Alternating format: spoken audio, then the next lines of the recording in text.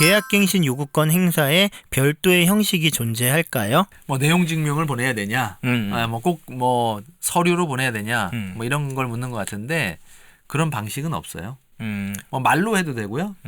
뭐 문자 메시지로 해도 되죠. 손짓으로 해도 되고. 구독, 좋아요, 신바람 나는 부동산 방송, 신가람 중계 방송.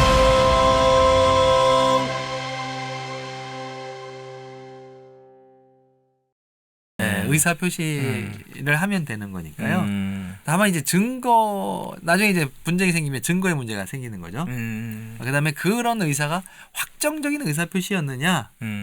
라고 할 때 그냥 지나가는 말로 그냥 툭 하는 거 하고 격식을 갖춰서 딱 뭐 문자 메시지를 보내더라도 좀 격식을 갖춰서 보내는 거 하고 네네. 또 다르죠. 저는 뭐 무슨 법에 따른 무슨 권리를 행사합니다. 라고 하는 거 하고 네네. 좀 다르니까 뭐 법적 다툼을 대비하시는 분은 좀 형식을 갖출 필요는 있다. 네네. 근데 굳이 내용 증명까지 보낼 필요는 없다. 그럼 변호사님이 갱신 청구권을 행사한다고 하면은 어떻게 보내실 것 어떻게 보내시겠어요? 저는 문자 메시지를 보낼 것 같은데요. 문자 메시지를 보내고 뭐 따로 뭐 캡처 해야 되나요? 그렇죠. 증거를 남겨야 되니까 캡처는 하죠. 문자 그냥 이날 메시지를 보내고 그다음에 카카오톡이 더 나을까요? 왜냐하면 카카오톡은 수신 확인이 되잖아요. 네. 읽었다는 게 네. 그러면 숫자 1이 0으로 변한 걸 캡처하면은 좀 더 좋겠네요. 네. 우리 민법에는 이 의사 표시를 그냥 보내면 끝나는 게 아니고 상대방이 받아야 되거든요. 도달주의. 네, 네. 도달주의. 네, 중개사 시험에서 배우겠죠. 네. 안 나와요, 근데 시험에. 네. 그러니까 도달주의는 꼭 이 사람이 읽어야 되는 거 아니고 읽을 가능성 있는 상태까지 놓아주면 되거든요. 그러면은 카카오톡 보냈는데 숫자 네. 1이 1인 상태를 캡처를 했고 집주인은 한 번도 안 봤대요. 네. 난 이 사람 차단해놨기 때문에 안 봤다. 네. 애매하겠네요.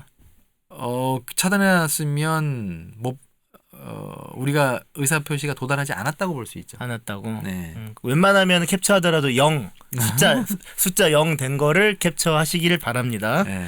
이제 증거 문제가 발생하면 등기 우편으로 보내면 받았는지 누가 받았는지가 나오죠. 나오니까. 네. 증거 남길 때 네. 통화하고 그걸 녹음하는 거. 통화 녹음. 네. 그런 것들은 뭐 그 상대방의 목소리라든가 이런 것들로 증거가 되니까요. 그리고 녹음에 뭐 또 들어가야 될 내용 같은 게 있을까요? 갱신 요구를 한다는 의사 표시가 명확하게만 있으면 되죠. 아니 뭐 약간 시기, 날짜나 이런 것도 중요한데 그 대화 내용이 꼭 들어가야 되나요? 뭐 그런 게 저희가 녹취록을 만들어서 내면 그 시기에 대해서 굳이 이렇게 다투지는 않는 것 같아요. 뭐 들어가면 좋긴 하죠. 오늘 뭐 언젠데요. 왜 그러냐면은 나는 6개월 전이야. 난 이분이 8개월 전에 얘기했다. 이렇게 얘기할 수도 있을 것 같아서. 이렇게 얘기하면 되잖아요. 네. 우리 계약이 끝나기 몇 달 전인데요. 네. 우리 계약 끝나기 3달 전인데요. 그 정도는 서로 남겨야. 네. 그러면은 만약에 집주인 입장에서 무슨 3달입니까? 지금 1년 남았어요. 할 수도 있는 거고. 그게 그렇죠. 아니다고 하면. 네. 근데 그걸 자연스럽게 넘어간다는 건 서로 인정하는 걸로 보는 거고. 네. 우리 8월이 끝나는데 지금 뭐 6월이니 2달 전이잖아요. 그래서 계약을 연장할지 말지 협의 드리려고 전화 드렸어요. 네네. 뭐 이렇게 인트로 시작하시면 좋을 것 같아요. 네, 그럼 지금 대화 내용 참고해서 통화해 주세요. 네네. 임대인이 갱신을 거절할 수 있는 경우에는 어떤 것들이 있을까요? 뭐 월세가 밀렸다거나 그다음에 뭐 재건축을 한다든가 뭐 전대를 한다든가 뭐 그런 것들이 쭉 있는데요. 대부분은 되게 상식적인 내용이라 그냥 보시면 되고요. 실제 거주할 목적으로 이슈죠. 네. 네. 그러니까 실거주. 임대인이 또 임대인의 직계 존비속이 실거주할 목적인 경우에는 갱신을 거절할 수가 있죠. 그거 외에는 뭐 거의 사례가 없을 겁니다. 네. 간단하게 여쭤볼게요. 네. 진짜 이거 최고 많이 듣는 질문이에요. 실거주 한다고 얘기하고 우선 내보내고 매매하거나 그냥 세입자 받으면 안 될까요? 진짜 많이 물어보세요. 그럼 뭐 순순히 나간다면이야 뭐 한번 시도해 볼 수는 있겠죠. 근데 그 뒤에 또 돌아오는 게 있죠.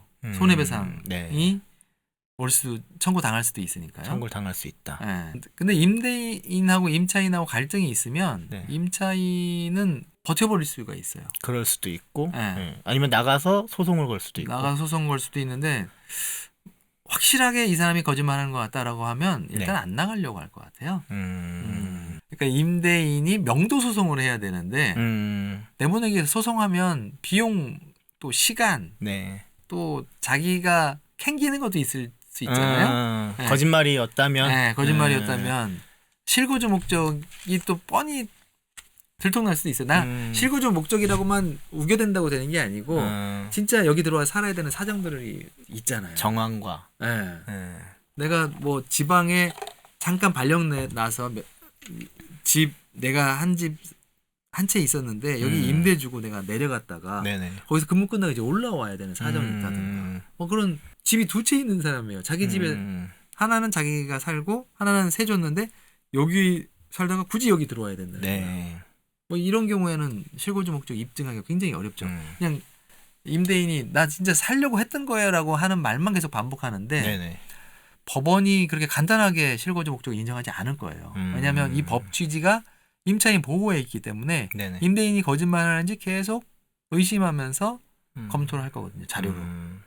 그러면은 이 부분도 아까 얘기했던 거 실거주를 목적으로 하고 뭐 매매하는 거 아까 다루는 거랑 같이 이것도 굉장히 좀 중요한 이슈라서 네. 이것도 한번 따로 다뤄드리겠습니다. 임대인이 본인 또는 직계 존비 속에 직접 거주를 이유로 갱신 거절하였으나 목적 주택에 거주하다가 제3자에게 임대를 한 경우 어떻게 되나요?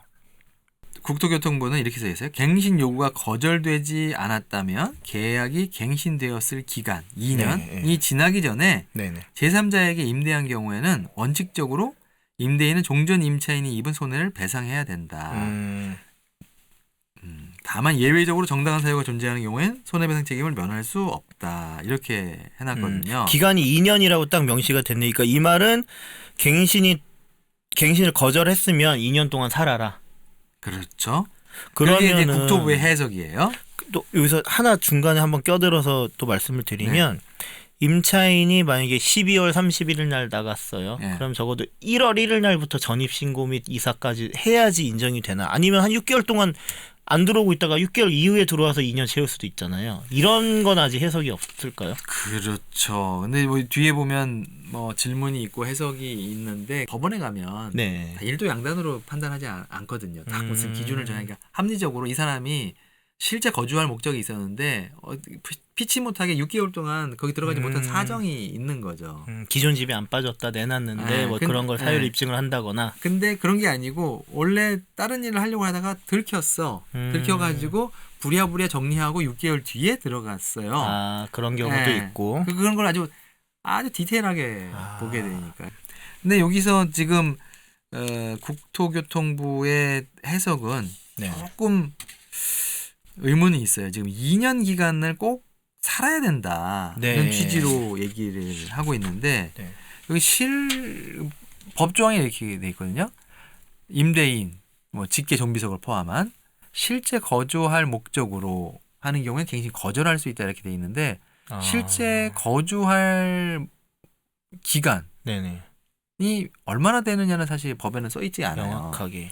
그러니까 이게 2년을 꼭 살아야 되느냐는 조금 논란의 여지가 있고 법원에 가서 다퉈봐야 될 것 같아요. 만들 때 좀 잘 만들어 주시면 편했을 텐데. 근데 그게 뭐 6개월, 뭐 3개월, 난 3개월 실거주할 목적으로만 있었고 3개월만 살고 나가.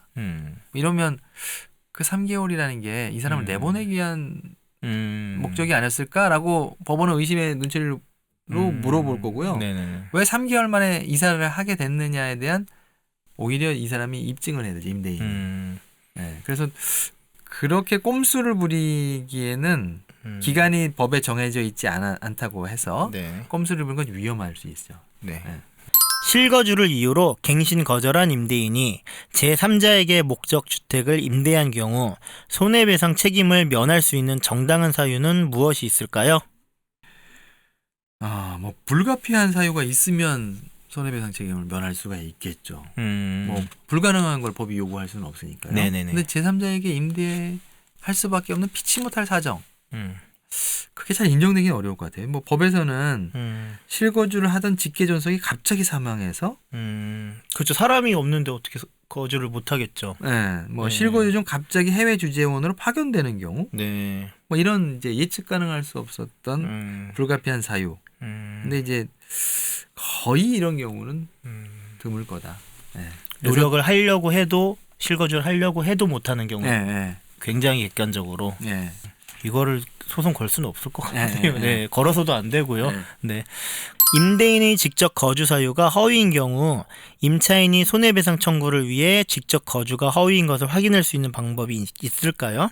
국토교통부 해석에 따르면은 전입세대 또는 확정일자 열람을 통해서 확인할 수 있다. 이렇게 하는데 실제 행정에서 확정일자 열람을 해줄지는 사실 의문이에요. 할 수는 있는데 해줘야 되는데 이게 그냥 해달라고 한다고 막 해주는 게 아닌 거예요. 지금 이제 법에서는 주민등록법 시행 규칙에 네네. 전입등록 전입세대 열람 범위를 확대를 이렇게 했다고 했는데 실무에서는 어떤지는 제가 확인을 아직 못했어요. 근데 제가 해보겠습니다. 네, 소송에 가면 법원을 통해서는 조회가 가능하죠. 어차피 소송을 간다 하면 네, 소송을 간다 하면 법원을 통해서 주민센터에 사실조회 신청을 해가지고 네네. 여기 사는 사람이 누굽니까? 네네. 라고 하고 그 관련된 서류를 보내주세요 하면 네. 보내주거든요. 근데 임대인이 아니야. 아니면 뭐 확정일자가 딱 돼 있어요. 그럼 누가 세입자가 사는 거잖아요. 네네네. 그래서 이제 임대인이 세입자를 속일 수 있다라고 생각하시면 오판이고요. 왜냐면 그건 그 증거가 딱 나오기 때문에 소송 가면 그걸 숨기기는 어려워요. 임대인이 실거주를 사유로 갱신 거절을 한 후 공실로 비워둔 경우 주택임대차보호법 위반으로 손해배상 책임을 부담을 하게 되나요? 그건 안 되죠. 안 되나요? 실거주는 살아야 되잖아요. 네. 근데 공실은 실거주가 아니죠. 실거주를 할 것 같다가 아니라 실거주 실제로 해라. 그죠? 네. 근데 내가 실거주를 하려고 그랬는데 아까처럼 피치 네네. 못할 사정이 있어서 비워뒀어요. 그런 건 이제 면책이 되겠지만 아버지가 돌아가셨다든가 뭐 그런 거 있잖아요. 입증을 할 수 있어야 된다. 공실로 네. 둘 거면 네. 확실히. 법인이 임대인인 경우 직접 거주를 이유로 갱신 거절을 할 수 있을까요? 법인이 살 수는 없잖아요. 그렇죠. 거주라는 게 없죠. 네, 법인은. 거주가 없죠. 거기서 사업을 하는 거지 주. 삶을 영위하는 게 아니잖아요. 그렇죠. 네, 주거로 쓰는 게 아니기 때문에 법인은 불가능합니다. 뭐 지금 이 해설서에도 불가능하다고 그렇네요. 지적되어 있고요. 네, 법인 명의로 갖고 계신 분들은 잘 알고 계시기 바랍니다.